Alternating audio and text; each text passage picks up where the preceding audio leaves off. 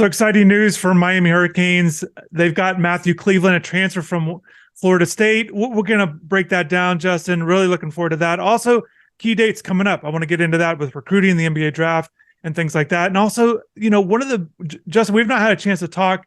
I know we just talked now a little bit, but since the end of the season, the biggest discussion the Miami fans have had is, should Miami go big? They definitely need a center. That seems to be the consensus. Maybe we'll get into that, but let's start with Matthew.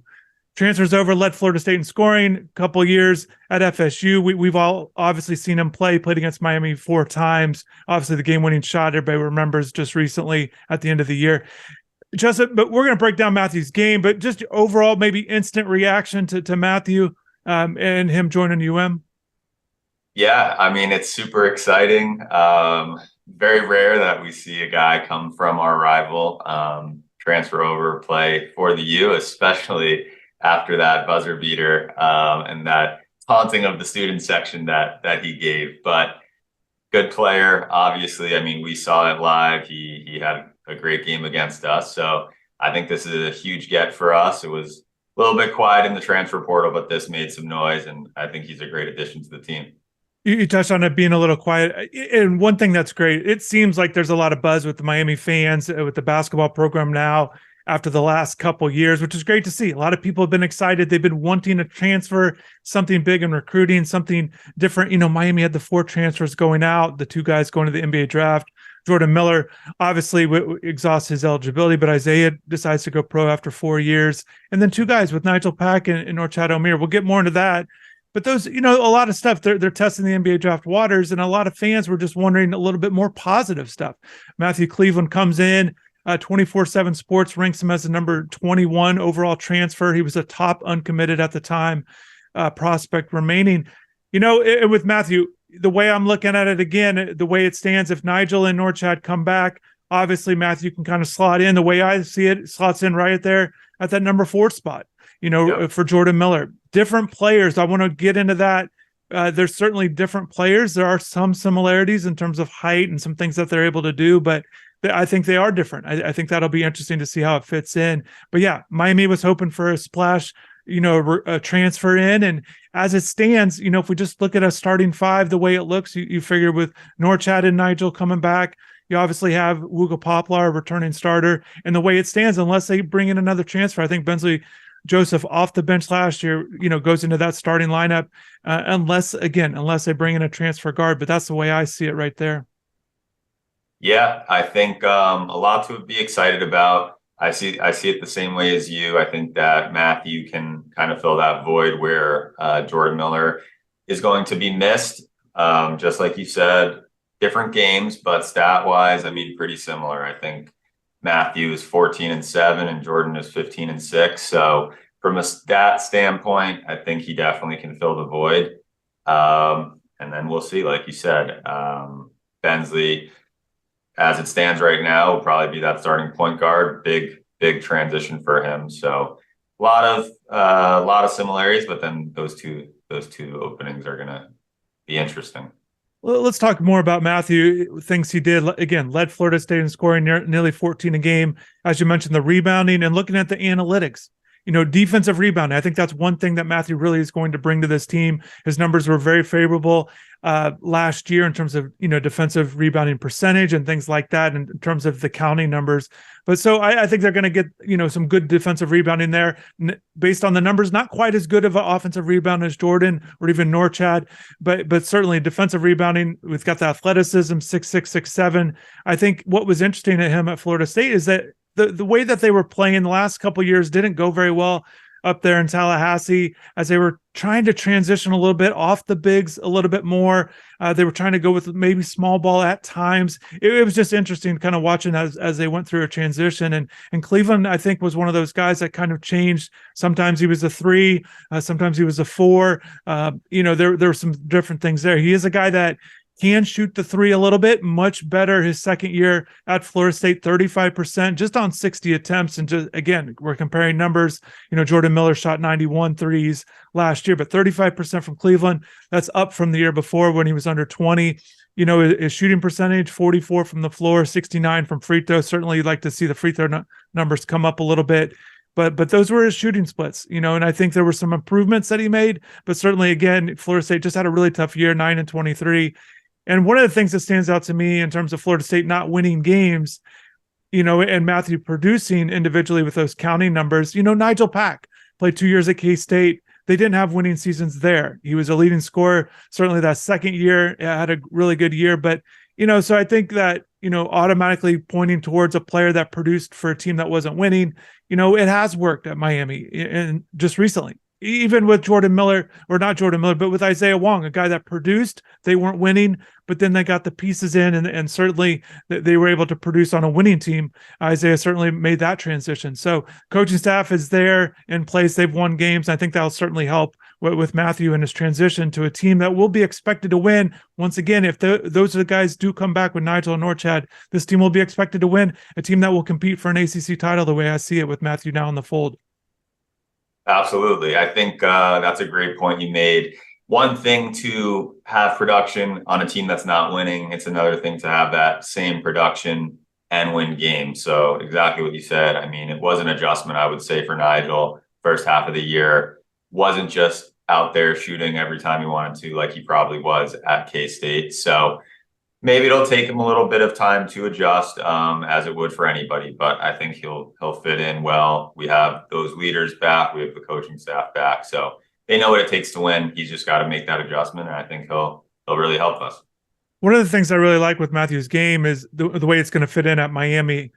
With Nigel and Norchad, their scoring, where they get their buckets, is different from Matthew. And I think that's one thing that Miami did so well last year with their scoring ability. They had guys that could get buckets, get points in different ways. And I think Matthew, the way what he's going to bring to the table in terms of being able to kind of make that mid-range shot, use his athleticism, maybe slash a little bit from the perimeter, depending on where they put him there on the court. But, with Nigel shooting threes and Norchad down low, I think Matthew kind of gives you that in between a little bit. And I think it's going to be very interesting to see how Matthew essentially works with Norchad, and also how he kind of plays off Wooga as well. They're different players. And again, we're just assuming Norchad's coming back and Nigel, and we'll get more into that. But I think it's going to be interesting in terms of Matthew. Again, it provides the offense with some more scoring versatility with what he's able to do as an athletic guy, that they can kind of move around a little bit. Maybe a little bit, again, we're kind of comparing to Jordan, but Matthew seems to be real comfortable handling the ball. He likes to do that. His turnovers were a little high last year in his turnover percentage, but he's a guy that likes to handle the ball and dribble a little bit, and kind of uses athleticism to his advantage, driving to the basket, whether it's in transition or in the half court. Yeah, 100%. Hopefully he could be a guy that, assuming we stay small, I mean, he can get the rebound and go. So should be great in transition. Some similarities to Wooga there. Great rebounder, can get the ball and go, keep those turnovers down. But yeah, I think he's going to be a great piece. And I agree with what you said. He's kind of that in between for the bigs and smalls. He can kind of bridge the gap and do a little bit of everything. There's a few analytics that I kind of looked at, and again, if you guys have followed the channel, if you followed the website, evanmia.com, he does a great job with some analytics stuff. And so I was looking at his BPR ratings, offensively and defensively, Matthew, last year. And they stand out, and in terms of not in a good way. The numbers don't, really explain a story of a player that had done really well. And I'm very curious to maybe get more insight into that. But again, just to show it, it's a 0.57 offensive rating. Just in comparison, Jordan Miller led the ACC last year over 4 defensively. Matthew Cleveland was a negative 0.48. And that's not great. That was one of the lowest ones in the ACC among the 125 players that played a substantial number of minutes. And Miller also wasn't very favorable in that area, but his was right around a minus 0.1. So not nearly as down as Cleveland. So I find that to be interesting, and I also find some lineup stuff. When Matthew played at the small ball 4 at Florida State, when they had 3 guards that were around the 6'5" range and playing with a natural big. That seemed to be a favorable lineup, but the defensive numbers just weren't there as a unit. Again, individual ratings certainly teammates and guys on the floor make a big difference in that as well. And I wonder if that did play into some of these numbers, some of these analytics. And also KenPom, another analytics website, gave Cleveland a 96.9 offensive rating, which in comparison, all 5 of Miami's starters last year were over 110. So I wonder if those efficiency numbers are going to come up, more production, although he did shoot well, a 45% is pretty solid for the guy. So I think improvements in the offseason really fitting into what Miami wants to do. I think maybe Miami's coaching staff is going to try to just get the most out of Matthew with his skill set. And again, I thought Florida State, just kind of that mix between small and big and kind of putting different lineups with Matthew, I think did make a difference. Again, outside looking in from Miami, obviously didn't watch every Florida State game. Yeah, feel the same way. I mean, we'll see. I think he's going to be a good addition. I do think that his efficiency will go up being in this environment with this type of team and these types of players and coaches. So I think it's a big positive, but maybe takes him 10 games or so, get adjusted, get adapted. But overall, definitely a big win for the Kings. So I want to get into that question about the bigs, but again, just to recap some dates and kind of give you guys a timeline, what's coming up. The NBA Draft Combine in Chicago, Wong and Miller will be there May 16th. And then before that, Norchad Omier for 2 days, also in Chicago, is going to be at the G League Elite Camp. You got an invitation there. And if you perform well there, you get to stay, get the invite. So that's certainly what he'll be looking to do. These guys have until June 1st to make a decision to return and maintain their college eligibility. And Pack and Omier, Pack was not invited to either camp. Omier has done some workouts with NBA teams. And then also another thing coming up for recruiting. This weekend, the Nike EYBL Session 3 is going to be in Dallas, Texas. A lot of Miami recruits are in that Nike EYBL sessions in the circuit there. If you paid attention to the website, and I've talked about these guys, I've watched them and also put some highlights. Miami's got some of their top targets for this 2024 recruiting class. So definitely stay tuned to that. It's not an evaluation period, so the coaches can't be there for this session, but certainly they'll be paying attention and watching all the games as much as possible. All right, Justin, the biggest topic I've seen with Miami fans have been like, after this season, they saw what happened to UConn. I think they remember what happened against KU the year before, but Miami fans want to play big. A lot of them. A lot of fans want to see Miami bring in a true 5. And even with this lineup with Cleveland, maybe put them at the 3, Omier at the 4, bring in a center. A lot of people think Miami should play big. What is your reaction to that? Should Miami play big? Do they need to get more size? Just your overall thoughts on that, because a lot of fans are thinking if they want to have a successful season, they've got to play big. Yeah, so I mean, I think that we could definitely use some size from a depth perspective, but as far as needing to go big to win in college basketball, we've seen recently that that's just not the case, especially for us. Last 2 seasons, first time Elite 8, first time Final 4. Both seasons we were pretty small, including this year even smaller. So I think that it's a guard game, college basketball, especially when you make a run in the tournament. I mean, these guys have the ball in their hands. They're the leader of the team. A lot of importance on guard play at this level. And I think we've seen a lot of success for Miami playing small. So I have no complaints. Would we have loved to win a national championship, of course, but Elite 8, Final 4, if it ain't broken, don't fix it. I would continue to work with what we have. And if that's playing small, I don't see that as a problem at all. I think every team in the country 100% would take Miami's season all over again, even Miami, especially Miami next year. You won the conference, you go to the Final Four, 29 wins. You would do that all over again. I don't know why you would just change things up. And I think some fans don't think that's a successful season or whatever they're trying to classify, if they feel like they've got to win a title, whatever it might be. I just think a lot of people have an unrealistic either expectations or goals or whatever it might be. With this team, I think without question they can win, and they've had successful years these last 2 years doing what they do, and that is playing small. They've had 2 different guys at the 5 two different ways to play small with the stretch five and Sam Wardenberg 2 years ago, and then Norchad Omier, a smaller, natural power forward type, but a guy that can rebound his position and defend his position even against bigger guys. And I think that's the way you do it. If you're going to play small, you have to have a guy that can handle either being undersized but rebound and defend, or you have a stretch five like Wardenberg. Those are the two ways to do it and be successful. And Miami's done it. Again, they would do that all over again. I don't think that they need to change the recipe for their success. And I think with this lineup, again, Omier comes back, Pat comes back, Cleveland's in there. I think Miami is certainly, if you look at the rest of the ACC, and there have been some other moves that have been interesting. UNC, very interesting with what's going on with them, bringing in different guys. Caleb Love out.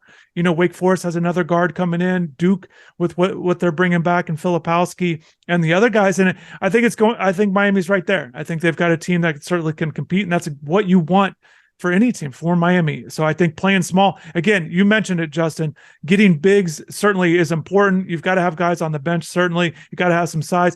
I think though, if we're looking at maybe some things in terms of maybe defending or maybe agreeing with some of the fans, Miami's got to find ways to maybe adjust against certain teams. If they want to, if another team has a big, can Miami counter that with at least a guy off the bench for 10 to 15 minutes just to mix it up a little bit on some matchup things? So I think maybe on that standpoint, but again, last year with Favor just wasn't ready. He just wasn't ready, and they couldn't put him out there even against some lineups that were bigger. So I don't think that's the way to go. And I think Miami has, again, I'd be surprised if they truly want to go back to it. I think they only would if they essentially got an elite guy or a very good center, but I just don't see them doing that with what they've done so far. Yeah, completely agree. The one thing as we're talking it out, though, I do think some depth off the bench for a big. I mean, thinking back on last season, when Norchad got in early foul trouble, that was kind of our demise. So there were some games, I believe Georgia Tech, there was a few games that we gave up, and you could argue it was Norchad getting into foul trouble. That was kind of the beginning of the end there. So definitely for depth, we need some bigs, but to change the dynamic of the team and have a big front court, I don't see why that would be necessary. And Larrañaga's been, obviously, Justin, you remember playing big and going with the natural 5-4 matchup there when you were there, and I was kind of looking back, but what they were doing recently or Larrañaga's tenure at Miami. Before Wardenberg, before Omier, the 3 years before that, 3 losing seasons, he had 3 natural centers and 3 different guys with Nasir Brooks, a defensive minded center. Before that, Rodney Miller and Abuka Zundu, a guy that was, an efficient scorer, could defend and rebound. And they didn't have success for different reasons. But I just, again, they've had centers before that. As I mentioned with Jakiri, he was a starter for 3 years. They did have Dewan Hernandez there. And, he played the 5. The only time really, other than just recently with that essentially an undersized 5, was Kamari Murphy in 17. He played the 5 the year before. He was the 4 guy there. So, and they had a successful year. They got upset by Michigan State, but typically, Miami's had a bigger 5 until recently. And the one thing that stands out to me too with Larrañaga, he pays attention to the NBA. He knows what's going on there. And I think he just feels like that this is the trend and this is what they can do at Miami. It's worked and they have the pieces in place. Cleveland steps in for Miller, essentially very similar players. But different too. But I just think that they're going to continue to do this. So as it stands, Justin, maybe your thoughts on this. Miami has 3 scholarships available for the upcoming roster. As it stands, that's assuming Pack and Omier are back. How would you like to see those filled? Yeah, that's a good question. I mean, definitely, like we said, we got to get some sort of big in there off the bench, maybe a freshman or somebody that transfer that take some time to develop, but somebody like to replace an Anthony Walker who was giving us those 10, 15 minutes, can get in there, can help rebound, maybe create some fouls. So I think we could use someone in that spot. And then for the guards, we definitely need to refill a couple of guards. Harlan was giving us some good play off the bench. And now with this big adjustment for as it stands right now, for Bensley to be the starting point guard, then we got to replace his role, which was that 6-man incredible defender off the bench, give you some great minutes there. So I would say maybe one big, two guards, kind of replace what we lost. But I'm really interested to see how Joseph can transition into that starting role, because I think we need to see some improvements in his decision making and being a true point guard and true leader, which he's more than capable. But now we got to see it. Yeah, it's a big difference coming off the bench in that role to play in essentially 30 minutes. What will be expected of him if he does have that role? I think scoring guard. I'm fascinated in terms of recruiting, in addition to the transfer portal, but just finding a scoring guard. Miami's had success, not just with Isaiah Wong as a scoring guard, Nigel scored, but Miami over the years under Larinaga has had good guards, and everyone knows that. So I'm curious to see if it's going to translate. I think getting some scoring guards there, guys that can, essentially knock down threes, get buckets. I think more scoring off the bench will be key for next year. It's tough to get scoring off the bench, but I think that was a weakness at times for Miami last year. So if they get some more scoring, if guys can be ready, they do bring in addition to Cleveland, they bring in a couple freshmen and Kaishan George out of Switzerland. He's playing in France, professionally in France right now. And then also they bring in Michael Nwoko, a defensive-minded big, guy that can finish at the rim and dunk. So, Justin, there's plenty to get to. Hopefully we'll do this again soon. If you guys have comments, definitely drop below on the video. Tune in more. What are your thoughts on Matthew? I'm curious to see what you guys think of him. What we get right, what we get wrong on this. But Justin, appreciate you joining me here. It's always great talking basketball. I'm glad people are more excited about the team and really looking forward to doing these more often. Always a pleasure. Thanks for having me, Chris.